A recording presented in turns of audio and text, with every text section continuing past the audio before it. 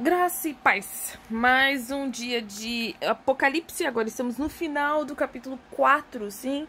Depois de 2 vídeos só do capítulo 4, nós chegamos finalmente no capítulo... no final do capítulo, nos últimos versos. E a gente vai do verso 8 até o 11. Que fala sobre os 4 seres viventes, tendo um cada respectivamente 6 asas, cheio de olhos ao redor, por dentro. Não tem descanso nem de dia nem de noite, proclamando santo, santo, santo. Então esse capítulo, esse finalzinho, ele já começa a falar sobre os 4 seres viventes. É interessante que esses 4 seres viventes são o leão, o novilho, o homem e a águia. É bem provável que eles representem toda a criação, a ordem criada de Deus, porque cada um deles são os representantes da sua ordem. Então, entre as aves, a águia é a mais poderosa, entre os seres humanos, é o homem, obviamente, só tem o homem, e o leão, e assim por diante. Então, quando ele fala sobre esses seres viventes serão os mesmos que Deus vai falar nos próximos capítulos e que vão inaugurar o julgamento de Deus sobre a terra. Então, eles vão cumprir a tarefa do Senhor até o fim. E a gente vai vendo isso nos próximos capítulos. Então, é praticamente uma inauguração ou uma introdução dos seres viventes, que são representantes da criação e da qual Deus vai usar como forma de julgamento sobre toda a terra. Então, alguns vão perguntar por que eles têm asas, o que eles têm olhos. Primeiro, eles são bem parecido com os seres angelicais descritos em Ezequiel 1:12 e também no capítulo 10 e em Isaías 6. Existem algumas diferenças e essas diferenças fazem alguns questionarem se esses seres são apenas simbólicos ou se eles são literais. É difícil de saber disso no sentido de em que aspectos são apenas simbologias ou de que aspectos são literais. Eles realmente têm 6 olhos? Eles realmente têm asas? Seja qual for, um dos símbolos é de que os muitos olhos representam a onipresença do Senhor. E assim como a gente vai ver aqui sobre as tochas, a gente vai ver sobre os selos, essas coisas são simbólicas. E por mais que o elemento descrito pareça simbólico, ela representa algo real, algo que está acontecendo no céu. Então, assim, o imaginário ou a visão apocalíptica exagerada em muitos casos, ou na verdade em sua totalidade, no sentido de usar elementos que pareçam exageros, o dragão, a besta, a meretriz, etc., elas representam uma realidade. Então, elas precisam ser decodificadas, porque elas estão codificadas, para representar o que é real. Então, esses 4 seres viventes, não é necessariamente que lá no céu vai ter, digamos, um novilho, né? Pode ter. Mas a mensagem principal é o que está por trás disso. Então, nos 4 seres viventes, é a função realmente de representar a criação de Deus. Aí no verso 8b, nós temos aqui que eles não têm descanso, né? Que eles falam o dia inteiro, o Senhor, Senhor, Todo-Poderoso. E, de novo, a centralidade deles é de adoração.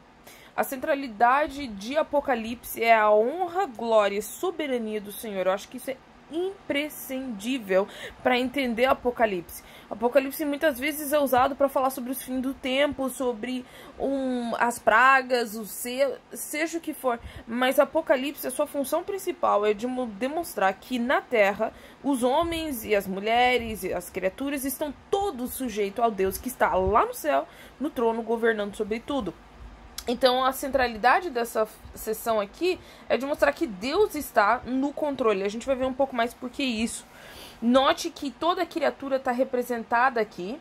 Ele viu aqui os seres viventes dando glória junto com os anciões, prostrando-se. A gente já viu que os anciãos, eles representam os adoradores, nós, os salvos, e eles estão ali representados no céu com a sua função levítica, praticamente. Então, toda criatura, toda a criação através dos seres viventes e através dos anciãos, nesse início aqui, está representando a ordem criada adorando ao Senhor. E como eu já falei antes, e eu repito, essa glória ela vai se intensificando e mais pessoas são acrescentadas. Então, se um pouco antes estavam somente o João ali perante o trono, de repente chega os anciãos, agora chegam os seres viventes, e a gente vai vendo que vai acrescentando mais pessoas até chegar ao ápice de que os milhares e milhares que não tinham nem números para contar. De novo, a função da criação é adorar o Senhor, então por isso que essa glória vai sendo revelada. Aí nos versos 9 ao 10... existe uma visão do trono de Deus. E essa visão do trono de Deus, de novo, eu falo que a gente precisa entender o contexto aqui. Em Apocalipse, eles estão sofrendo perseguição. Em Apocalipse, eles estão passando por dificuldades. E nesse caso aqui, enquanto eles estão passando por essas dificuldades e essa perseguição, a visão do trono de Deus é justamente para mostrar a soberania dele. E é interessante que os elementos que usam aqui, Deus... no verso 10, que eles proclamam que Deus vive, que vive para o século dos séculos. Esse vive pelo século dos séculos, no versículo 10, é a mesma expressão usada da boca de adivinha quem? Nabucodonosor. É um nome muito difícil para pronunciar. Em Daniel 4:34. E é o mesmo também usado pelos anjos, os seres celestiais, no capítulo 12, verso 7, em Apocalipse. Qual é a importância disso? A gente esquece que esses detalhes aqui, eles são muito importantes. Primeiro, quando ele está falando aqui, que vive pelo século dos séculos, essa expressão aqui é um contraste entre os reis da terra, que não são eternos, e o Deus que é eterno. Então, o fato dele ter pego essa frase já de Daniel, lá no capítulo 4, e transportar essa mesma expressão, que não é usada tantas vezes, se a gente for procurar, é justamente para mostrar que o reinado de reis maus, o reinado de reis temporários, é temporário. A maldade deles é temporária. Eles não são eternos. Então, já com o contraste do aquilo que aconteceu no Antigo Testamento, em que Nabucodonosor tenta trazer a glória para ele mesmo, construindo estátuas, idolatria, é a mesma realidade que está acontecendo aqui em Apocalipse. E é já para mostrar que eles não vão vencer. Por isso que essa palavra de encorajamento, porque João tendo essa visão do trono e passando para essas pessoas, é para elas se encorajarem de que Deus é soberano e ele vai reinar. E aí, os líderes que se voltam contra contra Deus e contra os ungidos ou escolhidos, seja a palavra que você quiser usar, eles vão ser destruídos. Assim como Nabucodonosor foi humilhado, e assim como o rei e todas as visões ali em Daniel já prevêem. Ela está se cumprindo e ela vai se cumprir. Então Deus já está colocando essa encorajamento para o povo. Quando eu fui para Roma, um parênteses aqui, é uma das coisas que mais me chocou e mais me emocionou, de entrar no Coliseu, de pensar que ali os cristãos eram mortos nus. A gente às vezes não sabe disso. Quem era prisioneiro era morto nu, era jogado ali nu, sem armas, sem nada para lutar, era simplesmente para ser dilacerado. Enquanto que os gladiadores tinham suas armas, ganhavam dinheiro e fama com isso. Às vezes na mídia e nos filmes parece que tudo era gladiador. Não, quem era cristão era morto nu, humilhado. E você vê que aquilo tudo foi destruído. Você anda por Roma, e Roma é praticamente um templo do Senhor aberto, que existe, tudo fala sobre cristianismo. E você imagina que, enquanto João está escrevendo isso, esse povo está sofrendo, esse povo está morrendo, esse povo está sendo perseguido. Aí eu chego lá e eu vejo o outro lado da moeda, o outro lado da história. Me emociona isso, me deixa assim maravilhada de ver que aquilo que Roma achou que tinha poder, eles caíram. E assim nossos reis, nossos perseguidores e príncipes, isso e a cultura maldita que nós vivemos, todas vão cair. E daqui a alguns anos, quem vai estar do outro lado seremos nós adorando ao Senhor e vendo que nenhum deles tem poder. Voltando aqui, antes que vire pregação. O uso de título aqui, o meu Senhor, desculpa, verso 11. Tu és digno, Senhor e Deus nosso. É muito interessante, porque o imperador Domiciano, ele pedia, ele forçava as pessoas a chamar ele de Dominus et Deus Noster, que quer dizer Senhor e Deus Nosso. Pensa que o cara se achava. E nisso que ele manda as pessoas chamarem ele assim, ele era um grande perseguidor da igreja. Deus aqui tá falando aqui, tu és digno, Senhor e Deus nosso, de receber glória, honra e poder, porque todas as coisas tu criaste, sim, pela tua vontade, vieram a existir e foram criadas. Um contraste gritante. Quem é a igreja primitiva que tá lendo isso daqui, eles estão com certeza fazendo conexão. Assim como hoje em dia, se a gente pensa num presidente ou num líder que usa aquelas frases de campanha, a gente faz assim logo uma conexão automática. Eu lembro daquele presidente, essa era a frase que ele usava.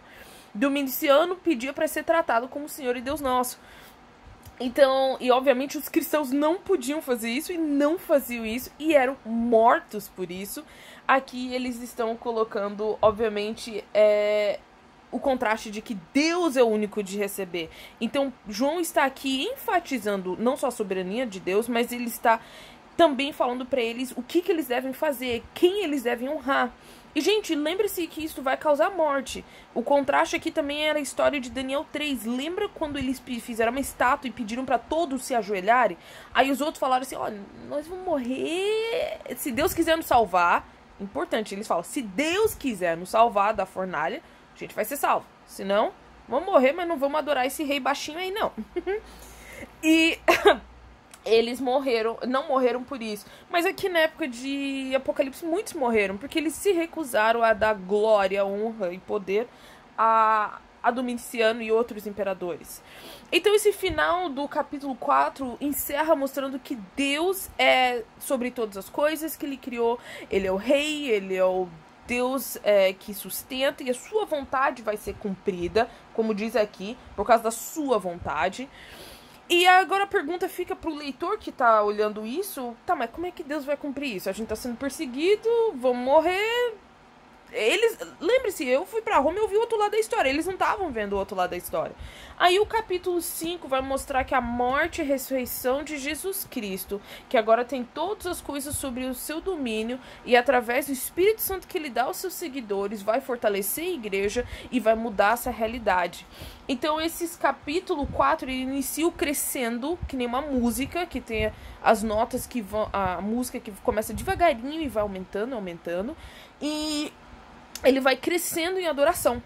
E o foco do Apocalipse inteiro o foco da igreja em Apocalipse é adoração. E isso que os capítulos estão tentando fazer. Estão tentando tirar o foco da igreja perseguida nas coisas terrenas, de encorajá-las a parar de se comprometer com o mundo, de falar para elas, olha o que vai acontecer do outro lado, olha o que vai acontecer. E a maravilha de que a gente pode hoje testificar que isso de fato aconteceu, que Deus guardou e derrubou aqueles imperadores e aquelas pessoas más.